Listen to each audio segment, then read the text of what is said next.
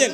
বাঘ ঘুমিয়ে আছোকে ঘুমোতে দে, বাঘ ঘুমিয়ে আছোকে ঘুমোতে দে। আমি বারবার বলছি, তুমি বাঘকে জঙ্গল থেকে আলাদা করেছো, বাঘের মন থেকে কি জঙ্গল আলাদা হয়েছে?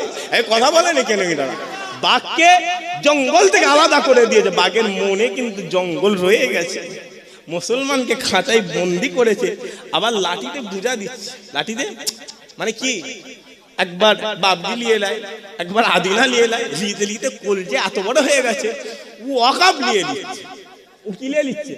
অকাপ লিয়ে। শোন, ঘুমন্ত বাঘ ঘুমিয়ে আছে, ওকে রেখে দাও, ওকে খুঁচা মারতে যাওনি। কারণ বাঘ যদি একবার উঠে দাঁড়িয়ে যায়, কোনো খাঁচা মানে না, বাঘকে আল্লাহ জঙ্গলের রাজা করে দিয়েছে। আরো জোরে হয় না? মুসলমান, হিন্দুস্তান মুসলমানদের হাতে আসবে না? আসবে না? কথা বলেন, আসবে না? আসবে না? হাতটা তুলে দেখান, আসবে না? আসবে